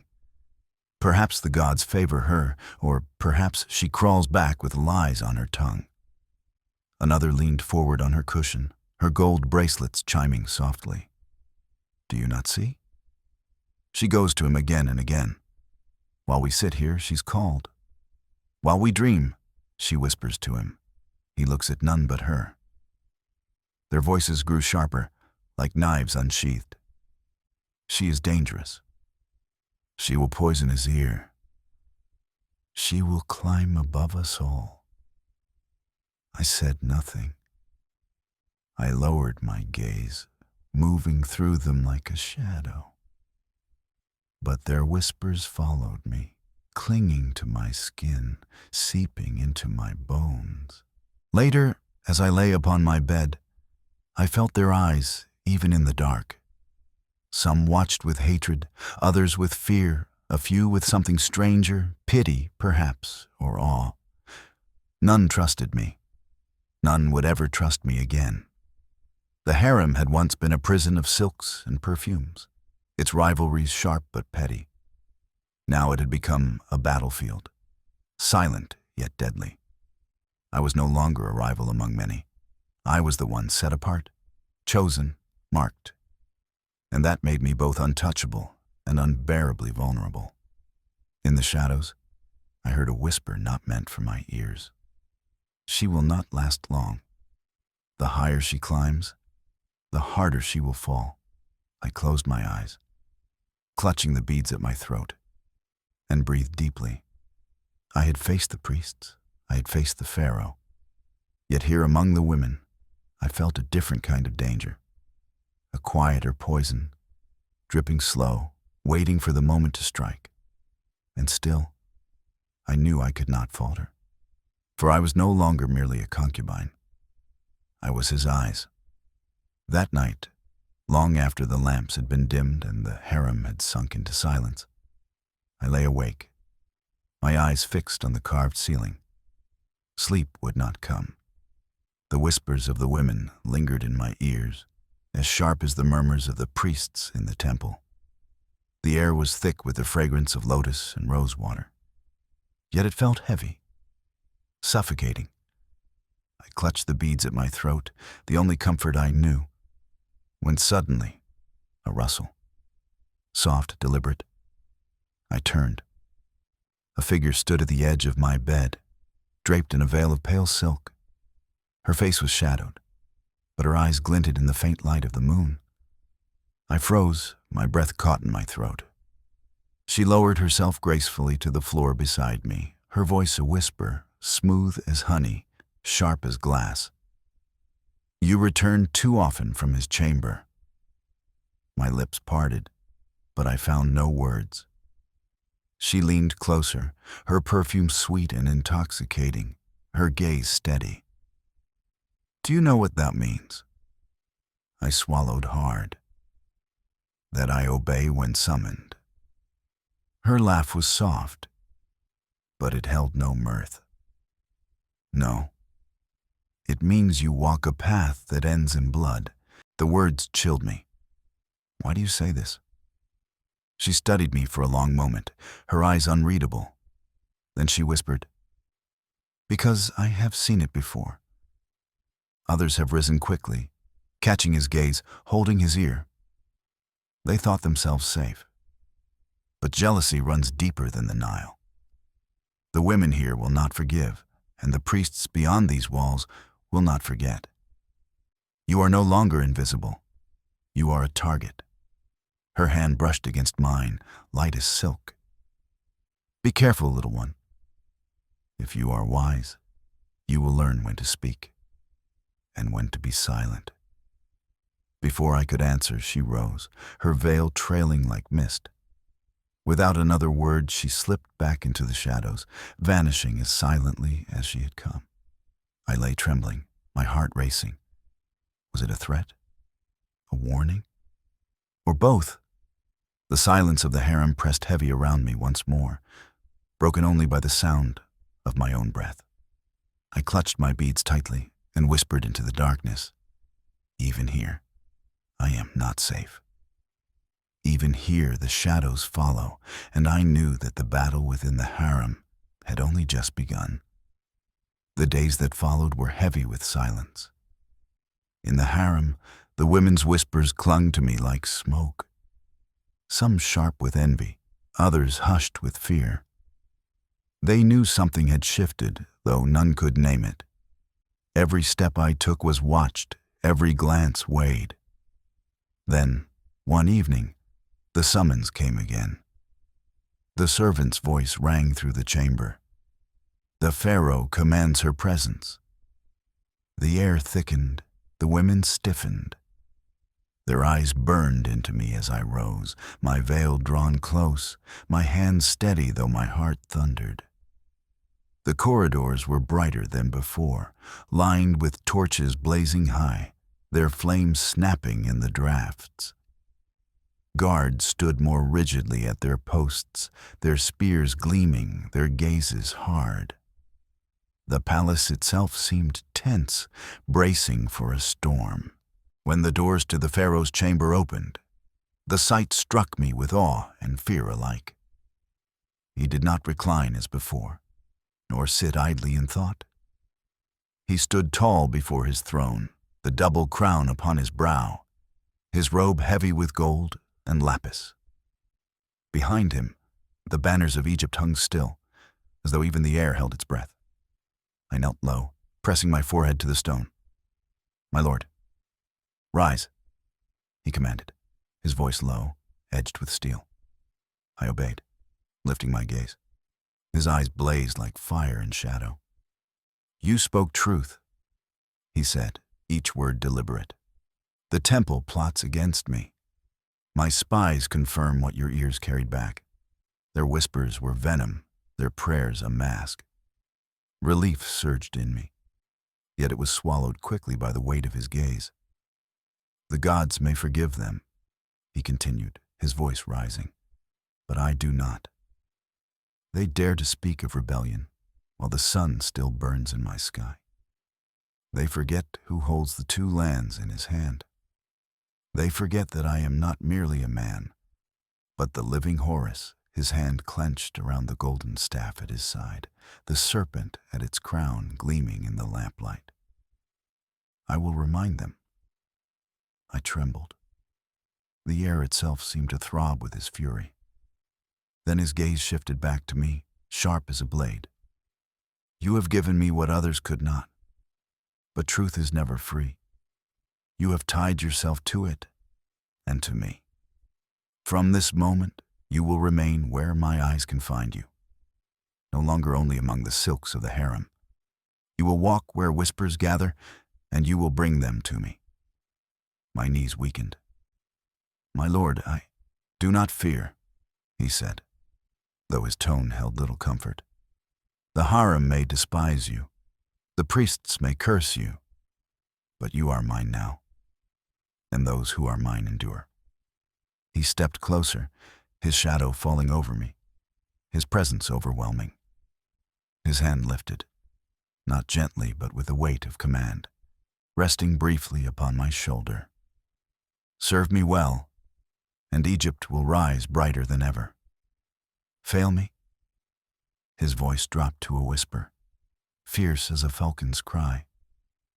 And the gods themselves will not shield you. He turned then, ascending the steps to his throne once more. The audience was ended. I bowed low, my breath trembling, my heart racing. I had spoken truth, and he had believed me. Yet in his wrath, I had bound myself to a power far greater than I could ever escape. And I knew, as the guards led me back through the torchlit halls, that my life was no longer my own. It belonged to Pharaoh, and to the secrets that could topple kingdoms. When I returned from the Pharaoh's chamber, the harem was not asleep. Lamps still glowed, their flames small but sharp, casting trembling shadows across the painted walls. The women sat in clusters upon their cushions, their silks rustling softly as they turned toward me. The silence that followed was heavier than any words. Their eyes fixed on me, dozens of them, glittering like jewels in the half-light. Some wide with fear, some narrowed with envy, some burning with hatred too deep for disguise. I crossed the room slowly, each step echoing louder than it should, my veil trailing like a shadow. My heart throbbed, but I kept my head high, my face unreadable. Then a voice, low, bitter, trembling with poison. She returns again. While we wait, she rises. While we sleep, she whispers. Another voice joined, sharper, crueler. She is no longer one of us. She belongs to him now, a murmur rippled through the chamber, like the hiss of snakes in dry grass. She will bring ruin. She will bring death. Or perhaps she will fall, and we will watch. One woman, older than the rest, her hair heavy with gold rings, leaned forward, her eyes piercing. Be careful, river girl. The throne's gaze burns hot, but it burns all it touches. Many before you thought themselves favored, many before you thought themselves safe. Their names are forgotten. Their bones feed the sand. Her words struck me like stones. But I did not answer. I walked past her, past all of them, their whispers clinging to me like smoke. When I reached my chamber, I closed the veil behind me and sank onto my bed, my body trembling. Yet even as fear gnawed at me, I felt something else stirring within. Not pride, not triumph, but the sharp edge of resolve. They could whisper, they could hate, they could wait for my fall. But I had looked into the eyes of the Pharaoh, and he had named me his. And for that alone, I would endure. The days after my return grew heavier with silence.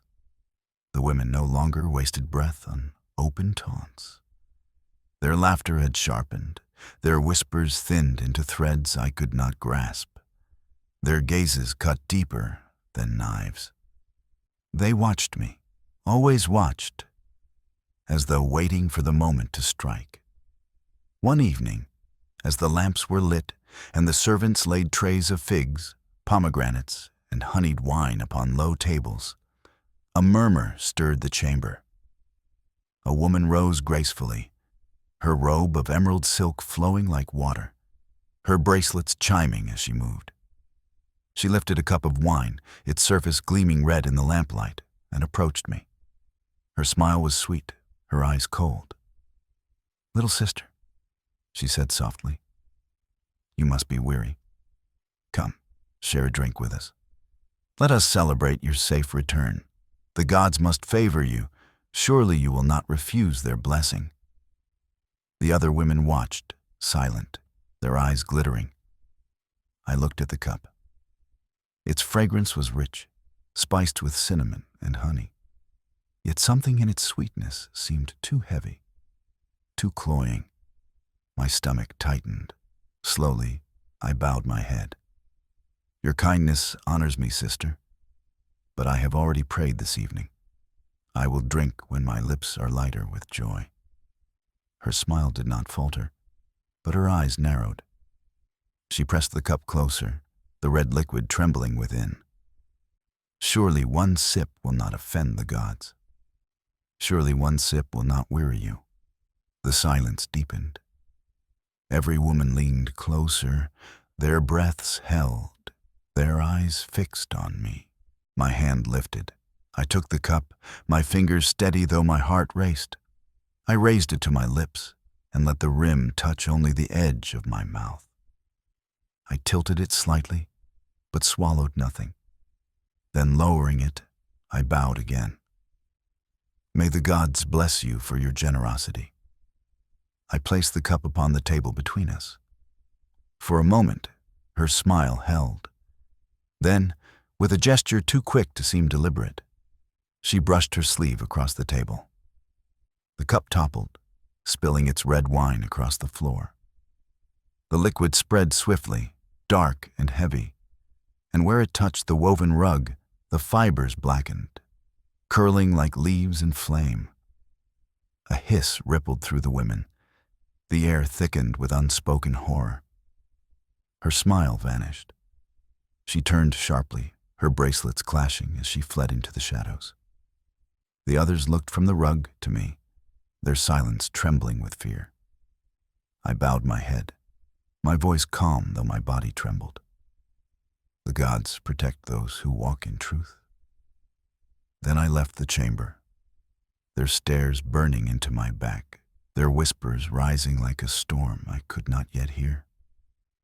That night, as I lay in my chamber, the scent of scorched fibers still clinging to me, I whispered to the beads at my throat, "They will not stop. Not the harem, not the temple. And I must stand, or I will be swallowed whole by morning." The harem buzzed like a disturbed hive.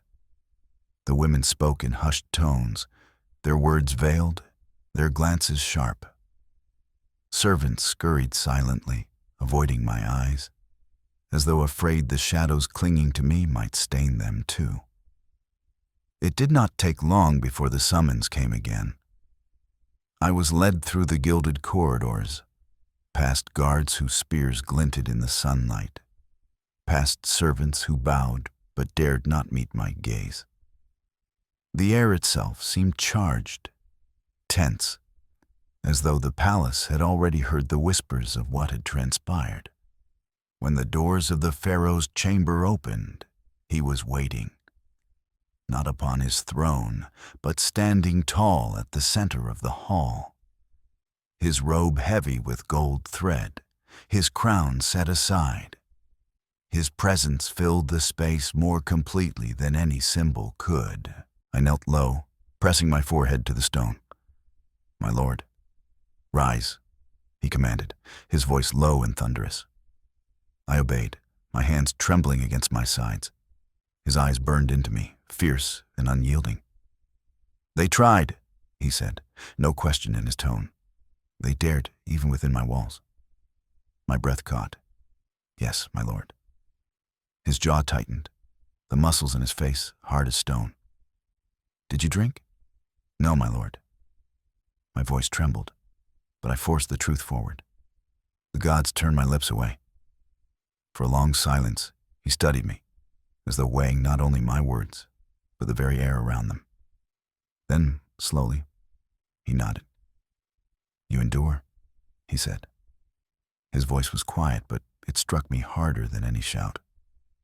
"The temple plots in shadow, and the harem strikes in envy. And yet you stand." He moved closer, each step measured, his presence overwhelming. "Do you know what that means?" I lowered my gaze. "Only that I obey, my lord." His hand lifted, heavy with rings, and for a heartbeat I feared it would strike. Instead, he laid it upon my shoulder, firm, commanding. "No. It means you are chosen." The weight of his hand pressed through my body into my bones. My heart raced, my breath quickened. "From this day," the Pharaoh declared, "your life is no longer your own.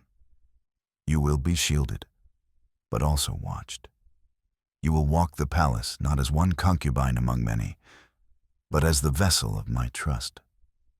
And trust is a crown heavier than gold." I bowed deeply, my forehead nearly touching his feet, my voice breaking. "I am yours, my lord." The chamber echoed with silence, but I felt its power wrap around me like chains of fire and silk.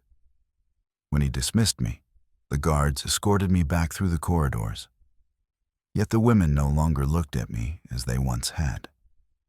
Their gazes burned hotter, sharper, some with hatred, some with fear, but none with indifference. I was no longer invisible. I was no longer safe. I was marked. From the moment the Pharaoh named me chosen, life within the palace shifted. In the harem, the silk still rustled, the perfume still clung to the air. Yet nothing felt the same. Where once the women taunted me with laughter and barbed words, now they fell into silence when I entered. Their gazes cut deeper than any insult, sharp, measuring, filled with envy and fear. As I walked through the courtyards, circles parted for me. The women stepped aside, not out of respect, but out of caution, as though my presence carried the weight of the Pharaoh's shadow. Even the servants bent lower when they passed me, their hands trembling as they poured wine or arranged my veils. One evening, as we dined upon figs and honeyed bread, a young woman with bright eyes approached. She offered me a platter of dates, her smile delicate, her fingers unsteady. "Eat, sister," she whispered. "Perhaps sweetness will ease the burden of such heavy favor." Her lips curved in kindness, but her voice quivered with unease. I touched the fruit, but did not taste it. "Sweetness belongs to hearts unclouded by envy," I said softly. Her smile faltered, and she withdrew. Whispers rippled among the others, low and swift, vanishing as soon as I turned my gaze upon them. Fewer and fewer dared to approach me. Hatred still smoldered in their eyes, but beneath it grew something darker, fear. And in that fear, I glimpsed an edge of reluctant respect.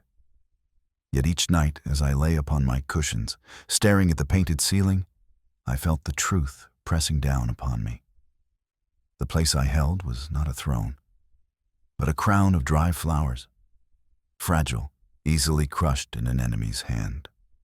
I whispered to myself, clutching the beads at my throat, "I am no longer only a fisherman's daughter.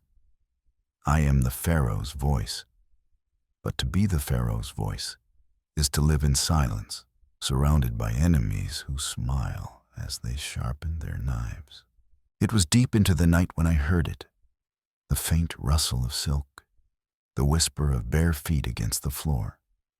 I opened my eyes, and there, at the edge of my bed, a figure stood veiled in pale cloth, her face half hidden, her eyes gleaming in the moonlight. I froze, breath caught in my chest. She lowered herself gracefully beside me, her perfume thick with jasmine. Her voice came as a murmur, soft and dangerous. "You return too often from his chamber." My lips parted, but no words came. Her gaze sharpened. "Do you know what that means?" I whispered. "That I obey when summoned." Her laugh was quiet but bitter. "No, it means you walk a path paved with blood." The words chilled me. "Why do you say this?" Her eyes softened for an instant, though her tone remained sharp. "Because I have seen it before." Others rose quickly, catching his eye, holding his ear. They thought themselves safe. But jealousy runs deeper than the Nile. The harem will not forgive you. The priests will not forget you. You are no longer invisible. You are a target. She brushed her hand lightly against mine, her touch as fleeting as a sigh. "Be careful, little one. If you are wise, you will learn when to speak, and when silence is the only shield." Before I could answer, she slipped back into the shadows, her veil trailing behind her. I lay trembling, the moonlight silver upon my skin, whispering into the darkness. Even here, in the heart of silks and perfumes, I am not safe. The shadows follow me still. Days passed, and the whispers grew sharper, though the lips that spoke them curved in false smiles. Then came the evening of the feast. The servants laid platters of figs, pomegranates, and honeyed wine upon low tables. The women gathered in shimmering silks, their laughter brittle, their eyes bright with secrets. One woman, draped in emerald green, rose with a cup of wine in her hand. She moved toward me, her bracelets chiming, her smile smooth as polished ivory. "Little sister," she said sweetly, "drink with us. Let us celebrate your return. Surely you will not refuse the blessing of the gods." The cup glistened red beneath the lamplight. Its fragrance was rich, spiced, cloying. My stomach turned. Slowly, I bowed my head. "Your kindness humbles me, but I have prayed already tonight. I will drink when joy sits lighter on my heart." Her smile did not fade, but her eyes narrowed.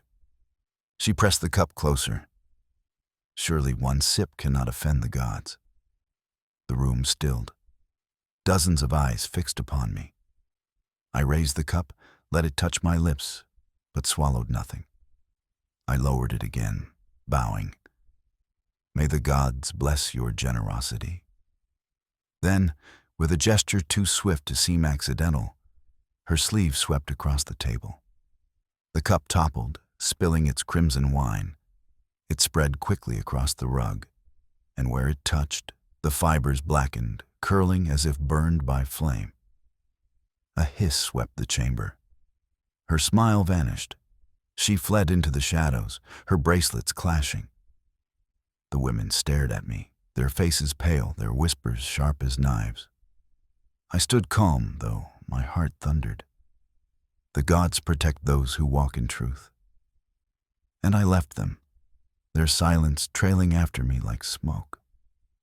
That night, as I lay awake, the smell of scorched fabric clung to me still.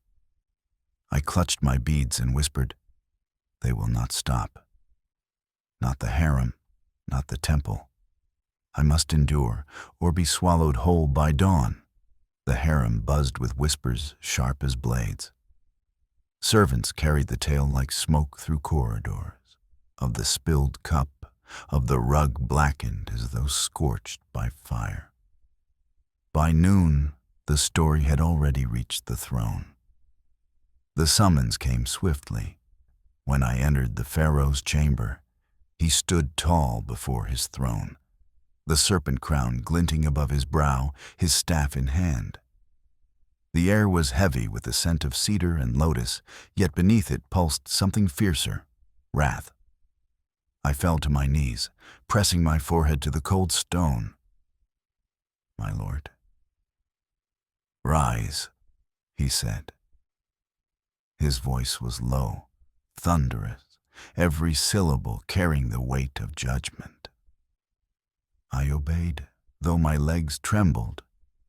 His eyes burned into mine, unrelenting.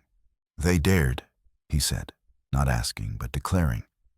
"Even within my walls, even beneath my gaze, they raised their hands against what is mine."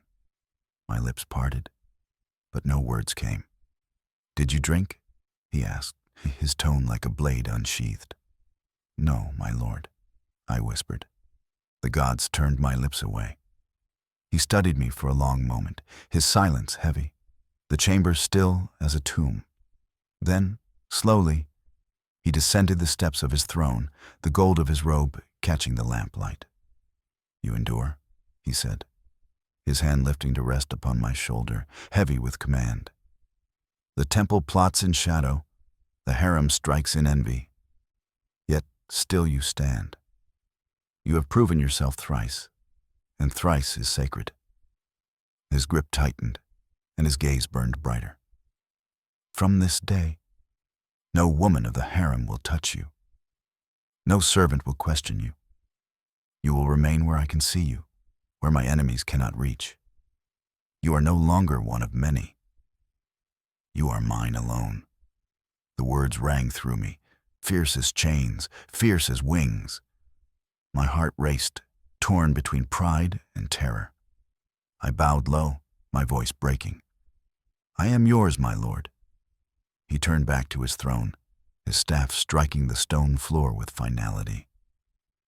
"Let it be known," he declared, his voice carrying like a storm, "that to raise a hand against her is to raise a hand against me.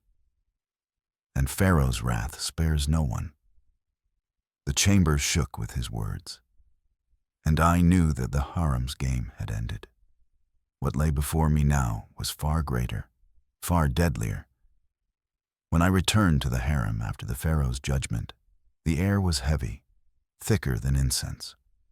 The women no longer whispered in plain words. Their laughter had vanished, their taunts dissolved. Instead, silence ruled, broken only by the rustle of silks and the faint trickle of fountains. They watched me, but their eyes had changed. No longer sharp with mockery, no longer bright with open envy. Now their gazes carried something deeper, darker, fear. When I entered the chamber, they drew back, their circles breaking like waves before a stone. Cushions were shifted, voices stilled. Some lowered their eyes, others kept them fixed upon me as though I were both flame and serpent, dangerous to touch. One woman, bold once, now trembled as she poured her wine. Her hand shook so violently that the liquid spilled across her fingers. She bowed low, whispering, "Forgive me." Another, her face pale, turned to her companions and murmured just loud enough for me to hear, "She is no longer ours. She belongs to him." To strike at her is to strike at Pharaoh. Their fear should have comforted me, yet it chilled me instead. For fear breeds silence, but silence breeds darker things, plots, daggers, shadows. That night, as I lay on my bed, the lamps dimmed. I heard the faintest rustle beyond the veil of my chamber, not the soft footsteps of servants, nor the lazy shuffle of a restless sister-wife. This sound lingered, paused, as though someone stood listening. I sat up, my hand clutching the beads at my throat, my breath sharp. The sound faded, swallowed by the silence, but my heart told me the truth. Though Pharaoh had declared me untouchable, I was more watched than ever. The harem had become a pool too still, and still waters hide the deadliest serpents. And so I whispered into the darkness, If I am truly his eyes, then I must learn to see in shadows, or the shadows will consume me first. Days passed, and the harem seemed calmer, quieter, too quiet. The women spoke little, their laughter faded into faint smiles, their gazes softened into masks of obedience. To an unknowing eye, it might have seemed peace had settled among us.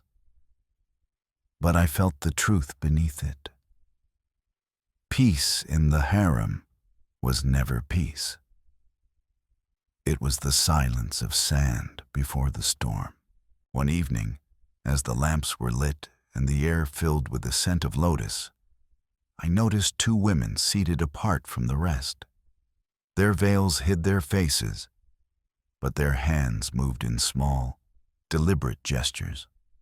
When I approached, they ceased at once, lowering their eyes. Yet I had seen enough. Their silence carried words unspoken. Later that night, I heard muffled voices through the thin veil of my chamber. We cannot touch her now. Pharaoh has forbidden it. Then we must wait. No crown protects forever. A shadow can fall even on the sun. If she stumbles, we will be ready. The voices faded into silence, but my blood ran cold.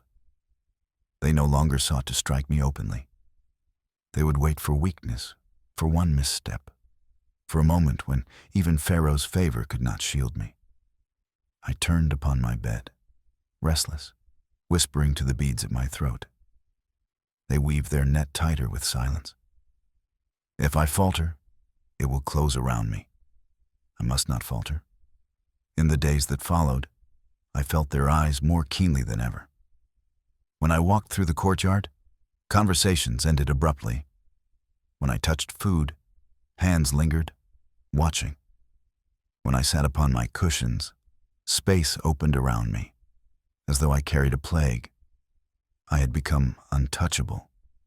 But untouchable is only another word for isolated. And isolation is the soil where shadows grow. It was near midnight when the summons came.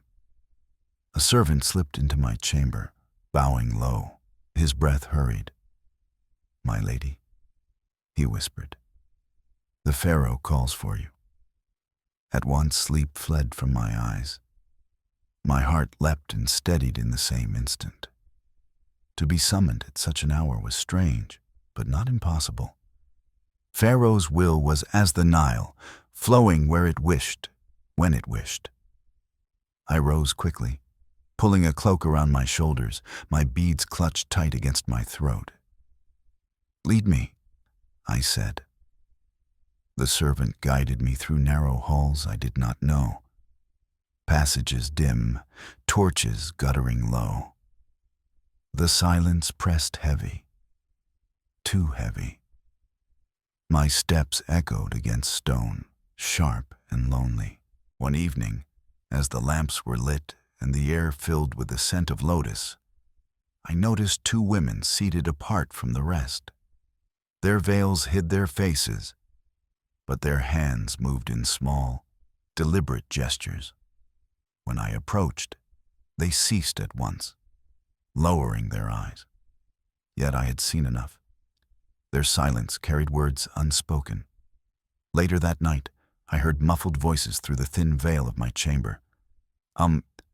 We cannot touch her now. Pharaoh has forbidden it. Then we must wait. No crown protects forever. A shadow can fall even on the sun. If she stumbles, we will be ready." The voices faded into silence, but my blood ran cold. They no longer sought to strike me openly. They would wait for weakness, for one misstep, for a moment when even Pharaoh's favor could not shield me. I turned upon my bed, restless, whispering to the beads at my throat. They weave their net tighter with silence. If I falter, it will close around me. I must not falter. In the days that followed, I felt their eyes more keenly than ever. When I walked through the courtyard, conversations ended abruptly. When I touched food, hands lingered, watching. When I sat upon my cushions, space opened around me, as though I carried a plague. I had become untouchable. But untouchable is only another word for isolated. And isolation is the soil where shadows grow. It was near midnight when the summons came. A servant slipped into my chamber, bowing low.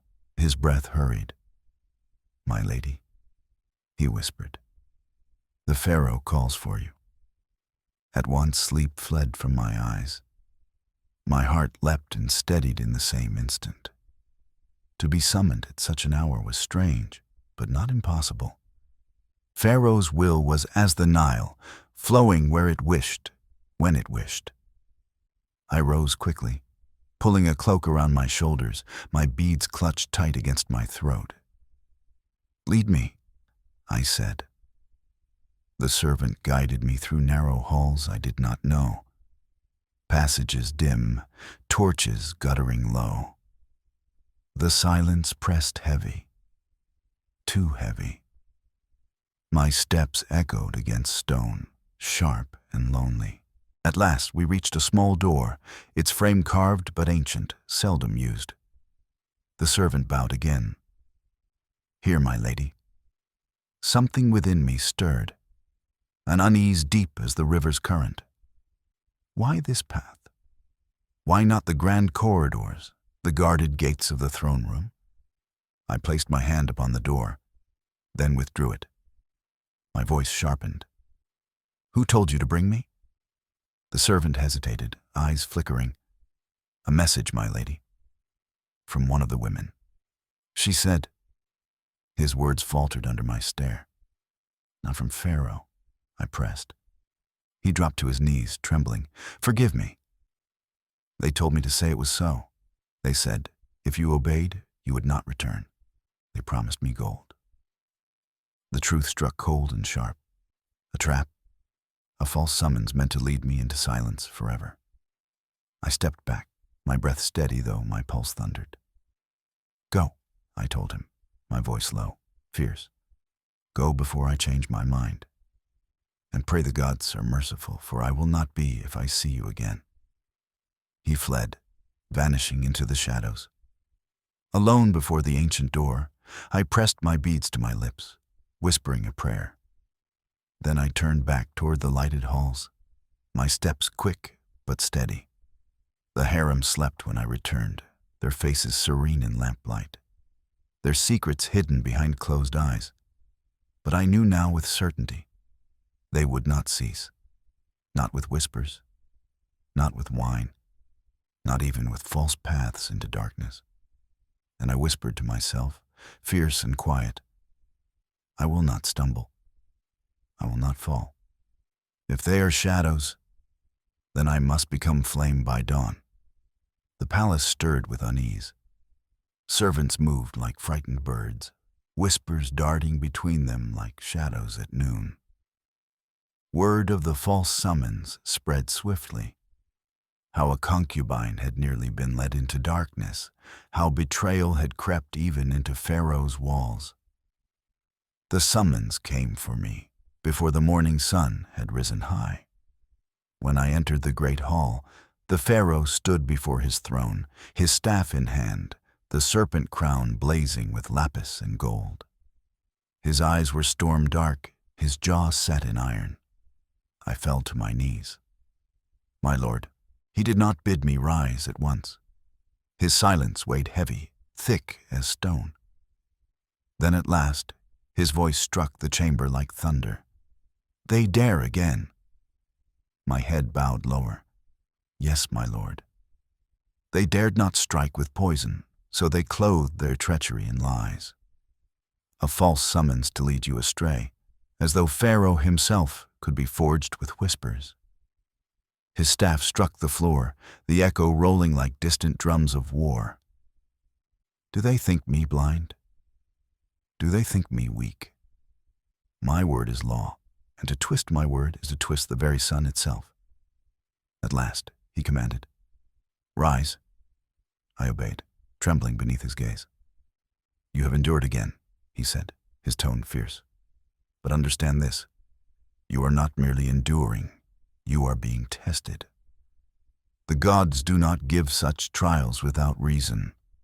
3 times you have stood, 3 times you have lived, and 3 is sacred. He descended the steps of his throne and stood before me, his presence filling the space between us. His hand lifted, resting upon my head with a weight of both blessing and burden. From this day forward, you walk under my protection alone. No woman, no priest, no servant may claim authority over you. You are my chosen, my eyes, and my shadow. Those who reach for you will find only Pharaoh's wrath. He raised his voice, turning toward the guards and scribes who lined the chamber. Let it be known, to plot against her is to plot against me. And Pharaoh's wrath devours traitors whole. The chamber echoed with silence, none daring to breathe. I bowed low, my heart hammering, my body weak with the weight of his words. I had been spared again, protected again, but each time the chains grew tighter, the shadows deeper. And as I left the throne room, guided by guards whose spears gleamed like fire, I whispered to myself, I am no longer only his concubine. I am his shield, his flame, and his trap for traitors. But flames burn, and even shields break. Thus ends the 2nd chapter of our tale. A story of longing, of secrets whispered within the golden walls of Egypt's palaces. But the flame of destiny has only begun to burn. If this story touched your heart, do not forget to like this video, subscribe to the channel, and share your thoughts in the comments. Tell me, what do you think awaits the concubine in the next chapter? Until we meet again in the next part, may your nights be calm and your dreams filled with ancient whispers of Egypt.